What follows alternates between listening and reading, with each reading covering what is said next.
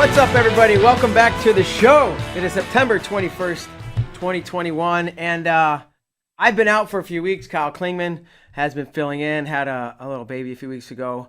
So excited to be back, and I wanted to start this show by addressing Kyle Klingman. And we've been on some road trips together. He knows that I have affinity towards Twix bars.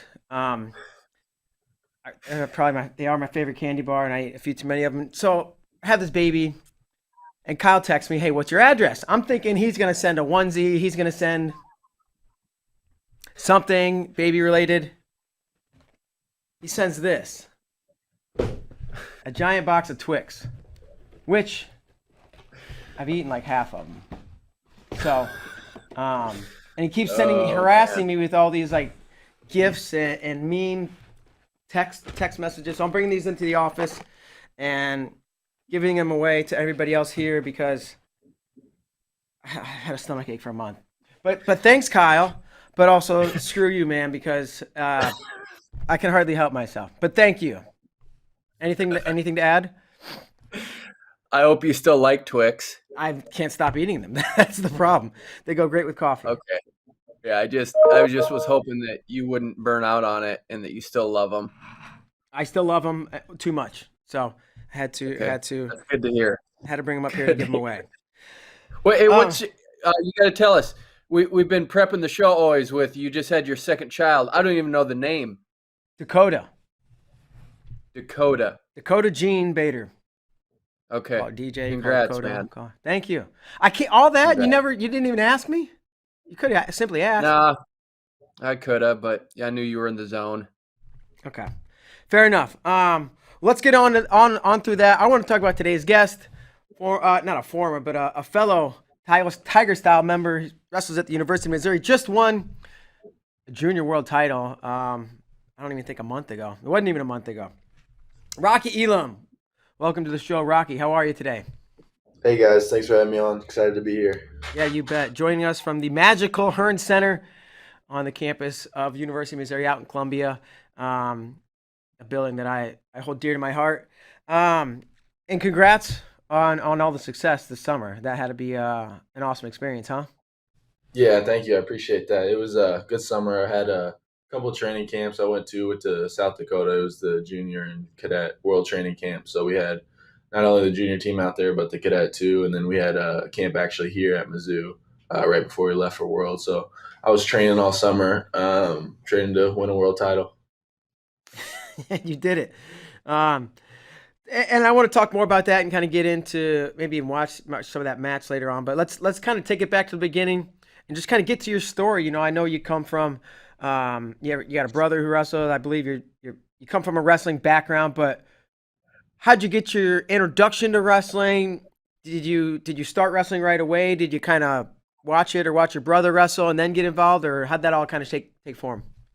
Yeah, so my dad got me into it, me and my brother. I think I was 3 or 4 years old, so I was real young. He was just taking me to practices and just introducing me to it and starting me into it. And actually the earliest memory I have is from wrestling. I remember my dad took us to my first practice, and we were just in the room. I kind of remember, it's a little hazy, but I remember us wrestling, and then I remember the car ride after. He was like, "Did you guys like it?" And he was really getting us involved with it, and yeah, it was pretty cool because that's the earliest memory I have in my life, and it's from wrestling. So when he said in that car ride afterwards, you know, "Hey, what'd you guys think?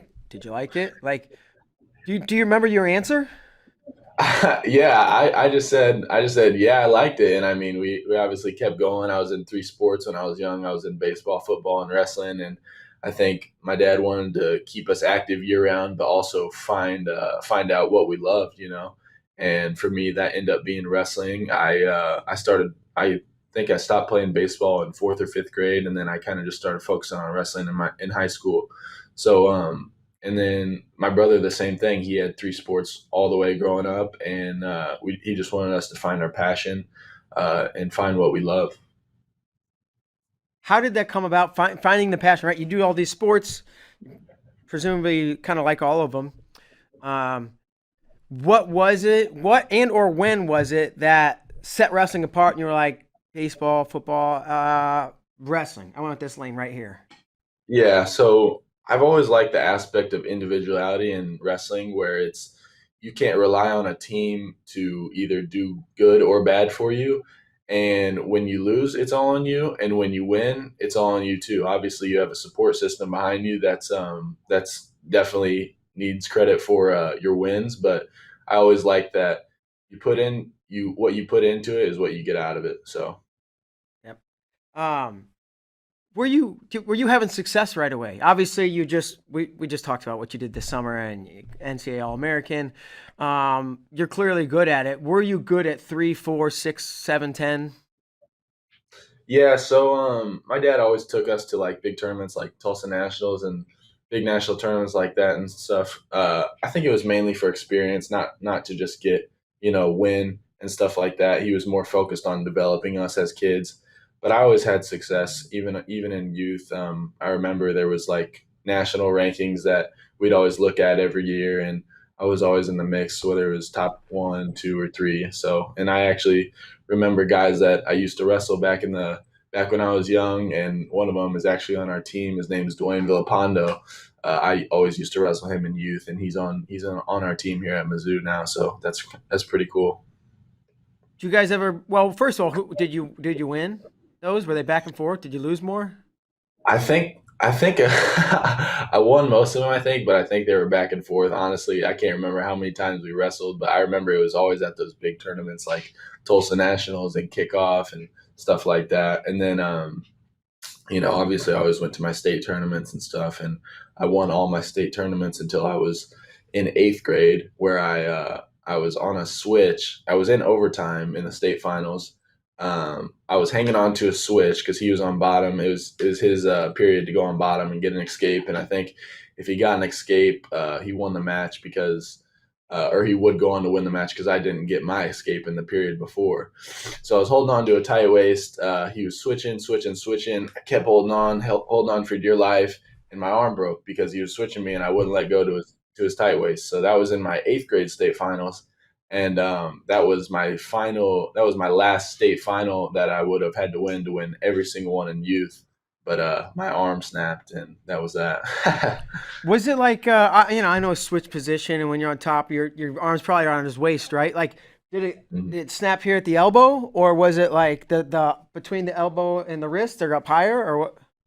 Yeah, it was a spiral fracture to my humerus, and then they actually put a cast on it first, and then the cast wasn't healing it properly, so I had to go in and get surgery. I had a plate and 7 screws for a little bit. I wrestled my freshman year in high school with it, and then I got it taken out. So it left me with a huge, huge scar that I have now that I'll have for the rest of my life, which is kind of cool in my opinion. Oh man, I was just thinking about this. Like going into that match where but the match you broke your arm. Were you aware? I mean, clearly you were aware that you'd won state every year. Was it like you were about to put a stamp on it? Was it a statement to be made that was an unfortunate situation, or was it just trying to win another match? Yeah, it was. I was aware. I wanted to. I was young, so I was just like, man, I want this state title so bad, so I can win every state. And I was like, I don't know who's done that in Missouri history. I remember thinking that to myself, and I was like, so I was definitely focused on the prestigious accolade, as I thought when I was in eighth grade, of winning every state title in youth. Was it like some people come up short, whether it's in states or NCAs or the senior level, right? And it kind of like it hurts really bad. You can how bad it hurts it varies, but like, was this a thing that at the time really bothered you that you didn't get to win that title and be that guy that won it every year, or was it that sucks? Let's move on. Yeah, I remember. No, it stung. It definitely stung, especially because I wasn't able to wrestle that off season, which I always did. Was wrestle in the off season ever since I was young. And I actually remember sending out a tweet the same night or next morning. And I said, got my arm broke in the state finals or whatever. But the worst part is I lost the match. That's what I was saying as an eighth grade kid. So I was like, I remember sending out that tweet, and I think I went back and I tried to find it one day, but now that you brought it up, I'll have to try and go back and look for it because it was kind of funny. I was just thinking about that. So that was my mentality after the match. Man. And I guess, all these years later, it's okay now. It doesn't bother you. It does a little bit of you be like, man, I would have liked to win that match. Yeah, it doesn't bother me. I mean, obviously there's a lot bigger things to accomplish than that. So, but I do think back on it, and it was the only time I ever broke a bone. It was just kind of hectic, and I think back on like how I coped with that injury because I had surgery on it, and then I wrestled my season with a plate and 7 screws, and then after my freshman season in high school, I had to get another surgery to get it taken out. So I kind of just reflect on it and say, what can I learn from it today? What is that like wrestling with a plate and 7 screws? Like maybe mentally and emotionally, or maybe or physically. Actually, hang on. Go ahead. I think we got this tweet. Our producer found that tweet. Tyler, you're the man. Broke my arm in the state finals yesterday. Worst part is I lost. Worst part is I lost by injury to fall. See, I remember sending out that tweet. I can't believe you found it so quick. That's He's great. the man. Hey, strong work, Tyler. But I guess tell me about wrestling a season and how that probably physically affected you. Like, was it painful? Was there restrict the motion in some way, or just like wrestling? Yeah, no, it didn't bother me at all. Like it felt like just how it does today. It just felt like a strong arm. But I think after I did get the plate and 7 screws, it grew back stronger, obviously, because it's a bone. It grows back stronger. So I have a freaking titanium left arm now. So that's a good feeling. Everyone should break an arm so that it comes back stronger. Yeah, exactly. So how was the high school career? How'd the high school career go? High school went well. Again with youth, I think I just look at high school as a developmental process above everything. I don't really look at that as like accolades matter. I think that's just that played a huge role in developing me, developing my character, my work ethic, and just my mindset. I spent 3 years at Staley High School in Kansas City, Missouri, and then I went out to the Olympic Training Center my final year of high school and spent time with Jaden Cox and Kevin Jackson and other EAP athletes, and had plenty of senior camps and junior world team camps that I was out there for as a senior in high school, and that ultimately prepared me for right now, going to junior worlds and winning a world title and so on in the future. But I would say, yeah, high school is just a developmental process. I think that's the best way to summarize it for me. I went to I obviously, like I said, I wrestled year round. I just focused on wrestling when I got into high school. So I was at Fargo, I was at Super 32, I was at Folkstyle Nationals. Obviously, my season. So I was getting experience year round, and I was always training. So it was a good process for me. So Staley, that would be Gary Mayab, right? Is that right? Yeah, Nab was my coach for my freshman year, and that's the year we won our team title. And then he went on to the Greco-Roman coach at the Olympic Training Center. So, All right. How did the decision come about to forego your senior year in Missouri and move to Colorado Springs, being an elite athlete program? Did Gary play a role in that? Was it your family? Was it a lot of things? And was that a tough decision, or what was it like no brainer? yeah, it was a tough decision. We debated it or kind of looked at it for about a month. I remember in the summertime that year I went out there. I was talking to my dad, and I was like, "Dad, do you think I should go out to the OTC for a year?" And it was just kind of on my mind. It was an idea I had for about a year prior. My whole junior year, I was thinking about the guys that went to the OTC before me. I was seeing the success they had, and I thought it would just be a great experience to go out there before I went to college. And so it wasn't really a hard decision. I mean, I had been out there for camps all throughout high school. Ever since I was a freshman, I was going out to the developmental camps out there. So I had been out there plenty. And actually, my dad went out there before I decided to go. They just gave him a tour, gave him everything it would be like for me out there, and just informed him. So it was a pretty easy decision. Obviously, you got Kevin Jackson out there and Jaden Cox. So those are great coaches and great training partners for me.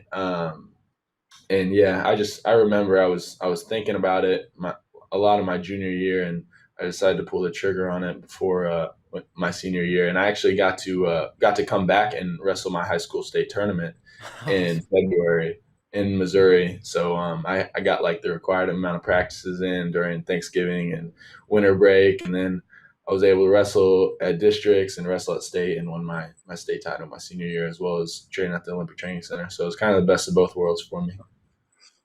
How does that work? Like, were you doing online school for Staley, or like, I assume you have to live, or maybe I'm wrong, go to school in the state where you wrestle, right? Yeah.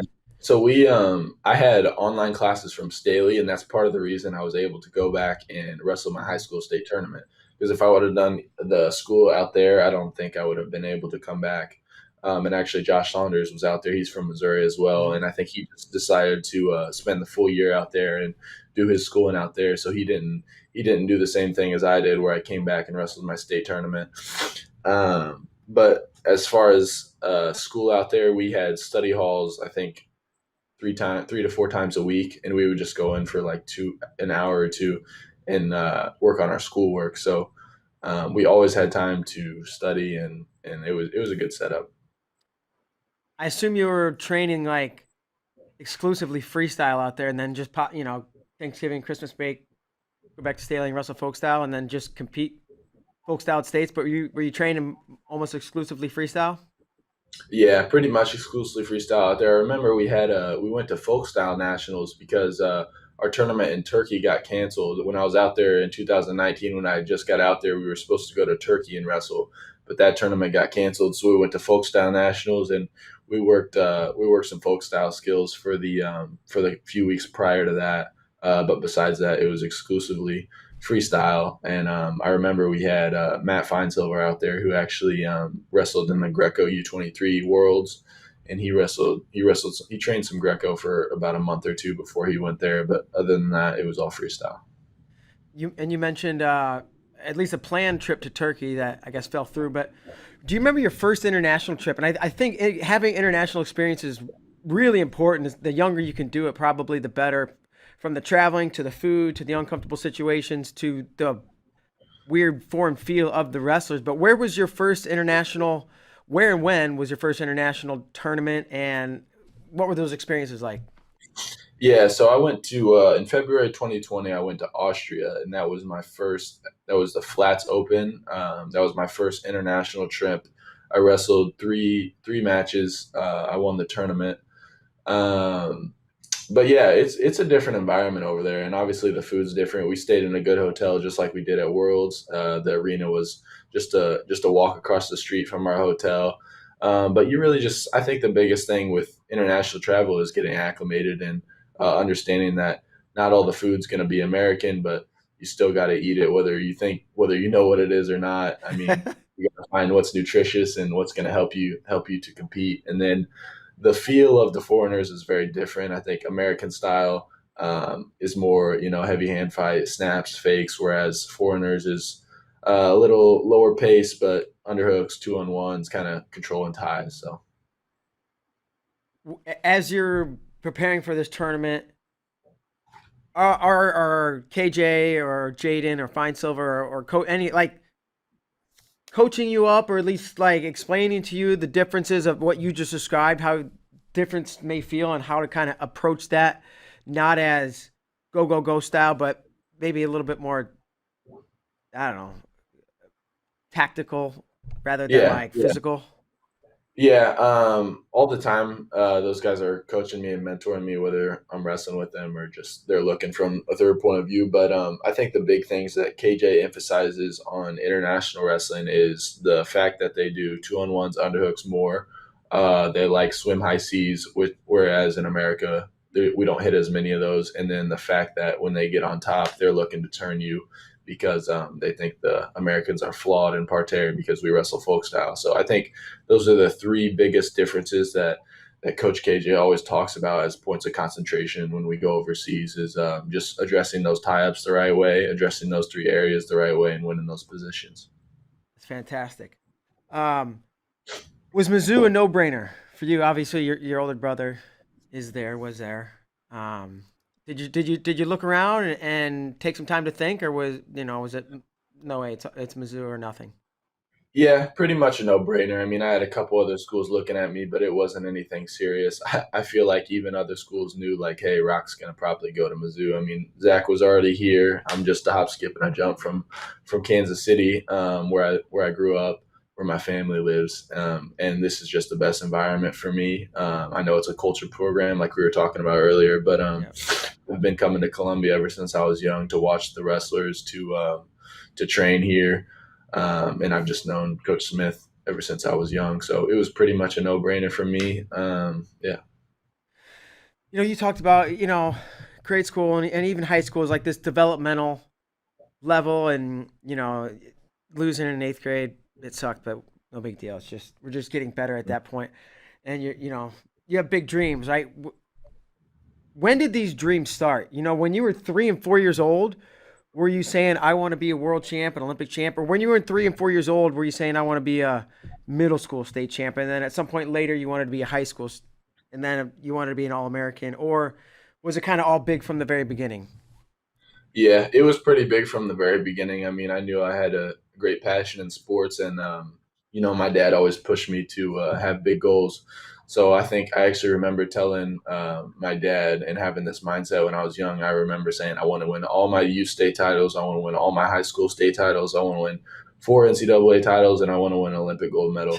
So that was my goals when I was young. And obviously, there's things out of your control that you got to react to and respond to that just have made me better along the way. Failures and struggles that have I maybe didn't understand at the time, but were for the bigger and better in the future to come. So yeah, it's always been I've always had big goals since I was young, and I'm really enjoying the journey and how it's going along right now.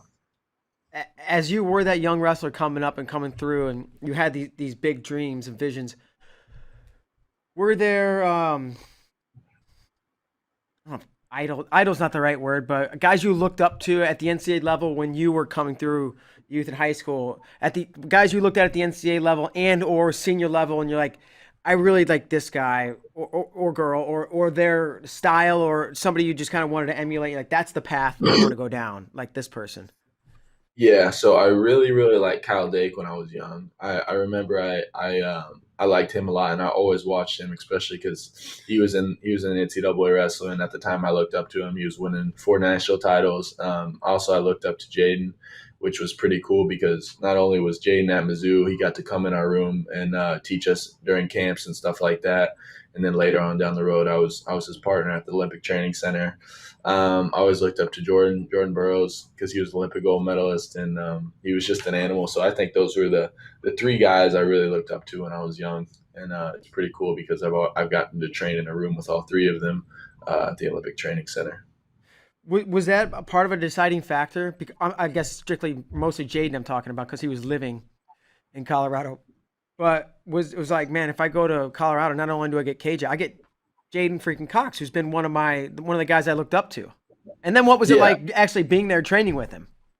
Yeah, that was definitely a factor. I mean, I knew kind of the situation out there that Jaden was living out there, and then KJ told me, we're going to have EAP guys around your weight. We're going to have senior level athletes filtering in here for camps and things like that. So I knew I would always have great partners and obviously great coaches with KJ there, and Coach Russell and Coach Zadig. So and then just being out there, Jaden was mainly my training partner every day, along with Fine Silver. So not only was he a great partner for me, but he would point out things I was doing right or wrong, in training, and just kind of mentor me on those things. And just outside of wrestling, we'd sit in the sauna together and talk, or after practice, he'd call me over and talk to me about some things. And then we were just great friends. We'd go in the cafeteria and sit down and talk with each other, all the EAP athletes and Jay. And so it was a great experience out there, not only in wrestling, but just the relationships that I created out there.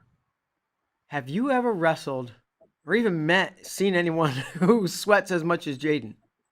No, I haven't. Not only in competition, but in training, he does sweat a lot too, and he starts sweating pretty fast. So Yeah, it's pretty unbelievable. What was the transition like from basically high school? Because you did compete your senior year in high school, right? And I think you said Fargo and Super 32 and these things. The transition to college, was it about like you assumed, a little tougher or not as challenging maybe as you would have thought?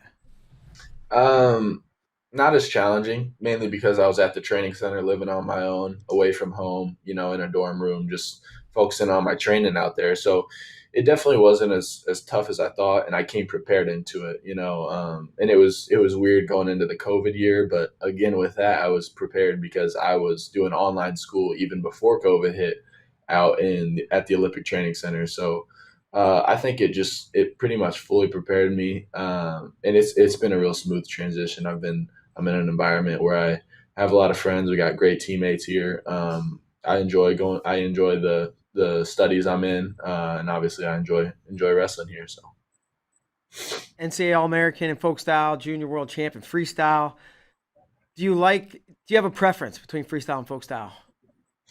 I like them both. I'd say I like freestyle more, honestly. And that's also why I wrestle year round. I would say just getting into it when I was young. I know that I talked to some guys from different states, and they're like, "Yeah, our school didn't never got us into freestyle wrestling, or we just wrestled folk style year round, or whatever." But I'm thankful I was able to get into freestyle in the off seasons when I was young, because that really developed my love for it. And I actually used to like folk style more when I was in youth, and then kind of throughout high school, I kind of transitioned into enjoying freestyle more. So, Why do you think, why do you think that transition of freestyle becoming your favorite? Are you liking it more? Why did you start to like it more?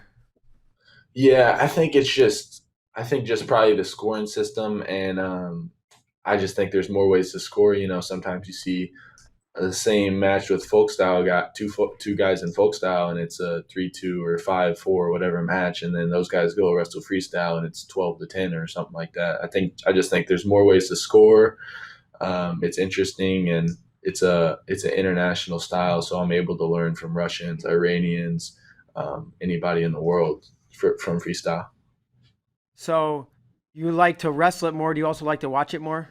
If you had to watch one and or wrestle one, would they both be freestyle?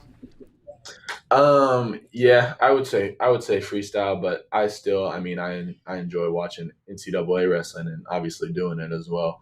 Yeah. I always watch like NCAA finals from past years and semifinals and stuff like that, and that's where a lot of the things that get remembered in American wrestling happen as at the NCAA tournament. So I love both styles. I mean, I think I do enjoy freestyle more, but I love folk style as well. So.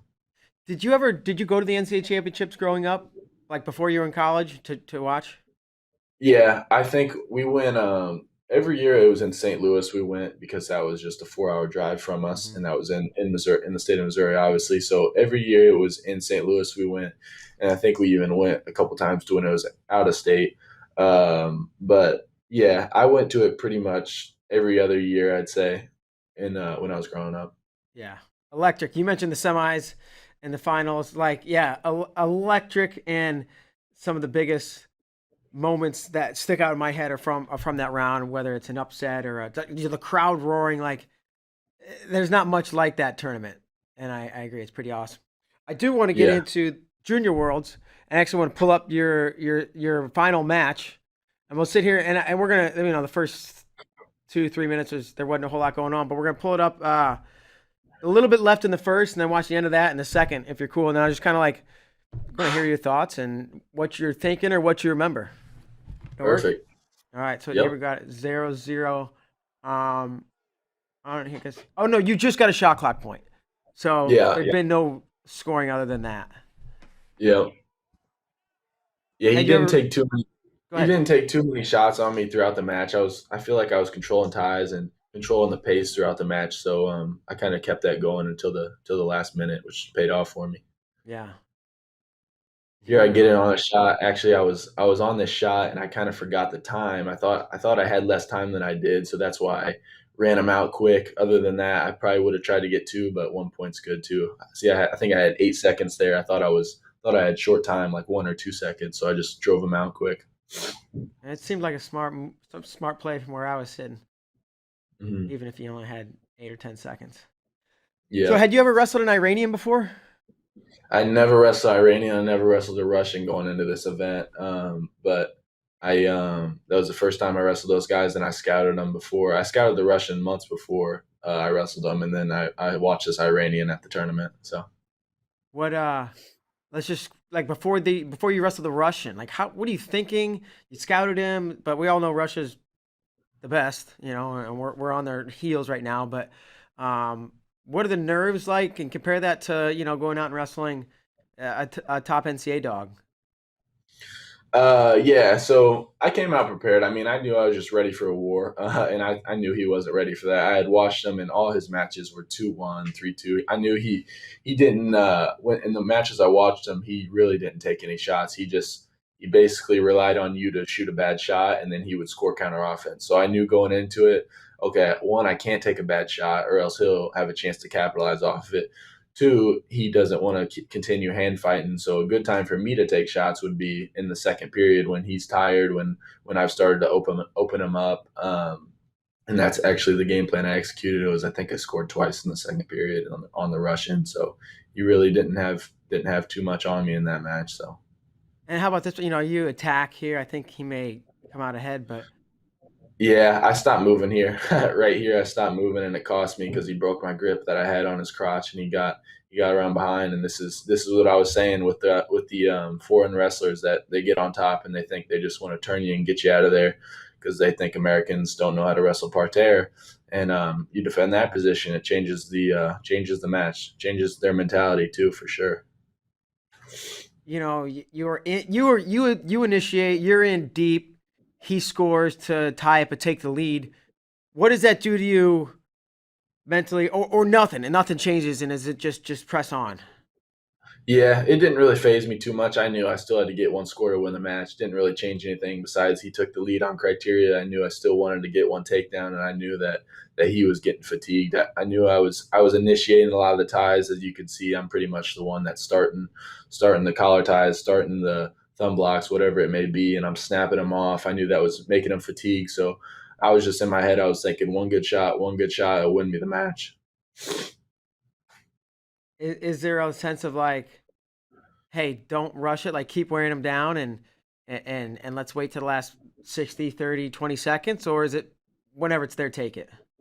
Yeah, I'd say whenever it's there, take it is my mindset, and that's I want to get as many opportunities as I can. But I did have a mindset of like, okay, for these next 30 seconds or so, I just want to wear this guy and start to open him up.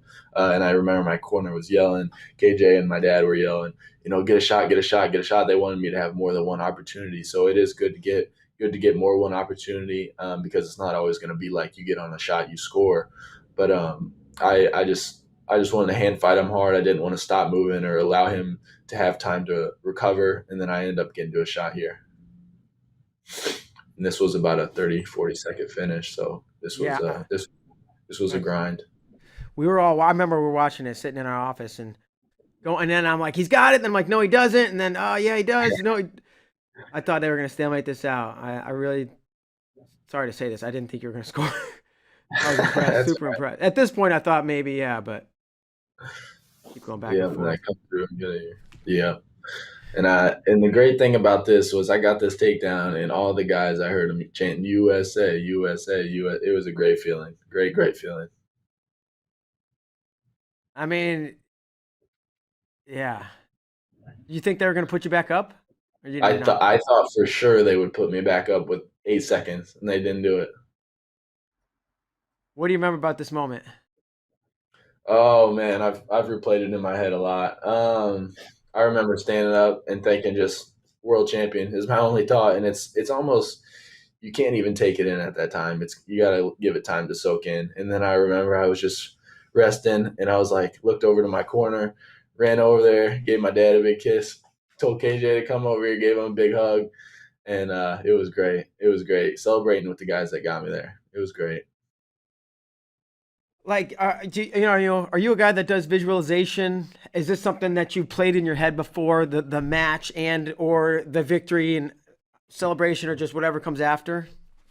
Yeah, I've played it in my head, and I thought of many scenarios of what I would do after I won, but it's mostly when you get there, it's pretty much just feeling. And for sure, for years, I've thought of waving a flag over my head. That's been a huge dream of mine So I'm super glad I got to do that. And then standing on top of the podium, hearing your anthem play, there's nothing like it. It's just a glorious feeling. Yeah.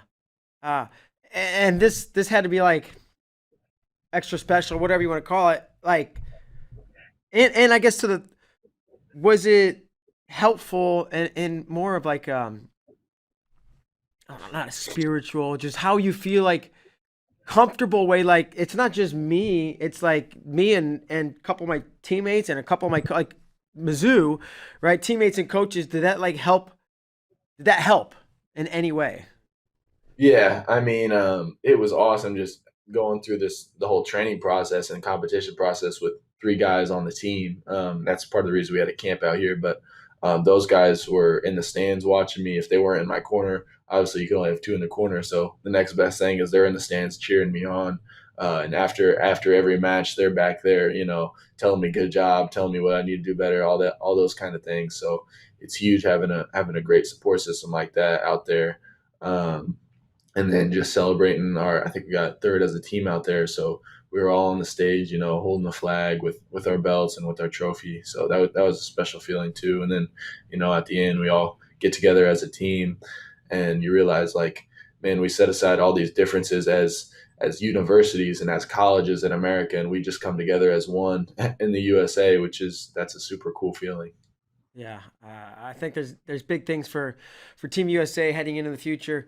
And speaking of this junior world team and the Mizzou guys, Keegan obviously won, and actually he's coming on the show Thursday.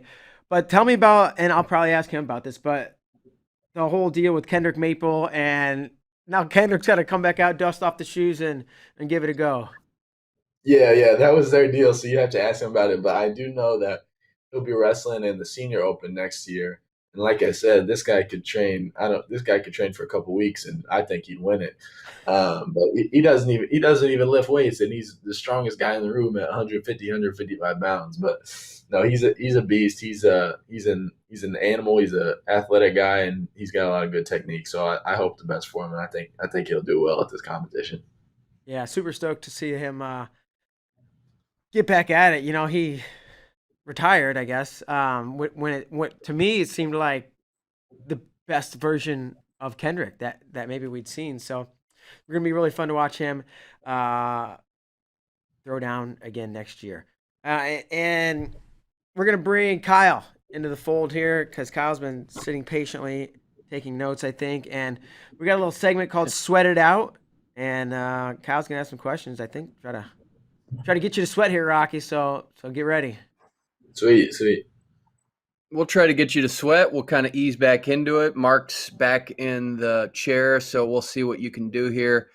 Number one, what fictional boxing character is from Philadelphia and was a two-time world heavyweight boxing champion? Rocky.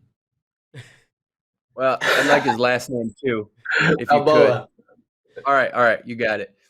Number two, what professional wrestler played football at Miami and is currently one of the biggest movie stars in the world? Oh, The Rock. Yep. Do you know his real name? Not that it would matter. You're still going to get the point. Oh, Dwayne The Rock Johnson. Yeah, you got it. Number three, what Ohio State wrestler reached the round of 12 at 184 pounds during the 2021 NCAA Championships? Rocky Jordan. You got it. What heavyweight boxing champion went 49-0 with 43 knockouts and died in a plane crash outside Newton, Iowa in 1969? Rocky Marciano. Yep. And I feel a theme going number on here. five. Huh? Yeah. I think I'm picking up on a theme. Me too. Number five. Mark Bader attended Missouri University or University of Missouri. What coach recruited him there? Oh, I don't know that one. He said You guys it wasn't were talking Brian. beforehand. We didn't actually I know. name any names. It was the You one didn't? before. I think of who it was exactly. His name's not Rocky. No, But it's his not. last name No, starts with it's an not. R. I can't think of it. Go ahead, Mark. It's your coach. Or who recruited you. Wes Roper, and specifically Wes though, Roper. Gil Sanchez was Yeah. like the guy who was I was on the phone with most of the time. A I couple knew times. who it was. I couldn't remember his name for some reason. If I gave you multiple choice, you'd have got it. You Oh, for couldn't. sure. You could 100%. recognize but not recall. No, yeah, Wes, he still comes out to all the duels, and I always talk to him. I just couldn't think of that for some reason. I think he lives up in Kirksville, Missouri, up in north Yeah. north central Missouri, maybe up Highway 63, if I'm not mistaken. All Mhm. right, Rocky, one more segment. This one is called Wins and Whoopings. All right, so I want you to think back to the entirety of your career. I don't know if you've taken a lot of whoopings, but you've probably taken at least one. Everybody's got their ass kicked once or twice. I'm trying to think of like a memorable win. It can be your best or your favorite or one where you overcame adversity or whatever. And this is from 3 years old till your junior world title, right? Like a memorable win and a memorable bad loss where you like, a whooping that you took and it just happens. Yeah. Either one I would first. say I would say for the win, honestly, I would say my finals that I just wrestled. I mean, Yeah.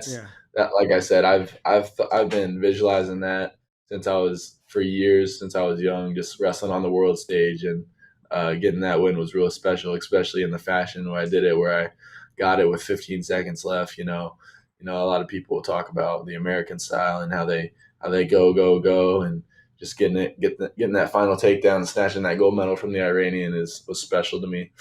Um, and then obviously like waving the flag and like I was talking about standing on top of the podium. So that was special for me, and having my dad over there and Coach KJ obviously. So all the guys that brought me up to it. For a loss, I would say that's tough. That is tough. I would say when I was at senior nationals and I wrestled Nate Jackson in the quarters, that was a definitely a learning moment for me. Where I was like, man, these senior guys are tough. I realized how strong they were first of all, but that I have to go out there and wrestle with tactics. If I wanna win, if I wanna outsmart these guys, I got to wrestle with tactics too. There's levels to this, right? As they say. Yeah, no, Awesome. that definitely raised my level. Fantastic. Well, I'm excited to see you continue on with Mizzou this year and see where your senior level career takes you and how it pans out. I guess my last question, since we were talking about Twix at the beginning of the show, do you have a favorite candy bar? uh, it was always Hershey's. Hershey's is my favorite candy bar. Just a straight up chocolate Hershey's. Yep, I've been eating them since I was young. It's always been my favorite. All right. Well, when you win that world on an Olympic title, maybe I'll like sneak back and remember what you told me. Here you go. Yeah, yeah, for sure, for sure. Awesome. Well, Rocky, I appreciate you joining us today. It's been a lot of fun. I'll give you the final word. Anything you want to say about anything? Nothing I want to say. I just want to thank everybody that's my support system, everybody that's got me here. It's an individual sport, but there's definitely people behind the scenes that get me here. And I'll just give a shout out. My Instagram handle is at rocky.road. My Twitter is rocky_elam29. And just shout out to all my folks back at home watching here. All right. How often do you hear Rocky jokes or comparisons or puns or "Yo, Adrian"? Yeah, all the time. I mean, I wrestled, especially in the past 2-3 months, because we obviously went to Russia, and in the Russian I wrestled in the semis. His name was Ivan, so that's a Ah, very ironic thing there. So, outstanding. and then my dad always used to say like, I'd be at Tulsa Nationals when I was young, and he'd be like, I'd ask him, who do I have first round, or who do I got this match? And he'd be like, the Russian national champion. And the funny thing is, now I'm actually wrestling the Russian national champion. He was Yeah, joking at the time, but it's kind of funny how that works out. it's all come full circle, man. Yeah. Awesome. Well, hey, yeah, have a great rest of your day. Thanks so much for joining us, and we'll continue to keep an eye on you. Yeah. I appreciate you guys having me on here. Have a good one, Absolutely. guys. Thanks, Rocky. Thank you. Rocky Elam, folks, 2021 junior world champion.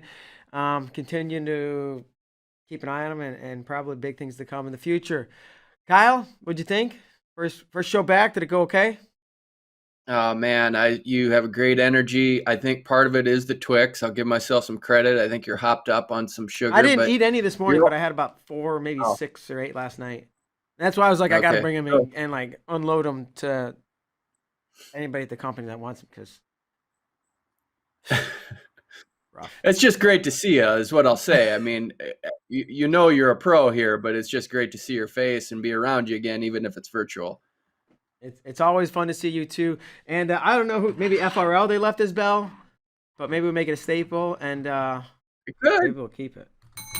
That's gonna do Are it you for going to today's bring show. back the sunglasses? Yeah, are you going to bring back the sunglasses? They're at my desk. I wear them for real for when it's to drive. Not that I need them, but I use them for what they're designed for. Yeah, maybe we'll bring the sunglasses back. We get crazy. All right. That's gonna do it. Tomorrow we got Carter Young on the show. Of course, amazing story out at World Team Trials, 3rd place at 61 kilos. That'll do it for Kyle Klingman. I'm Mark Bader. See you tomorrow. Somebody get that bell away from Bader.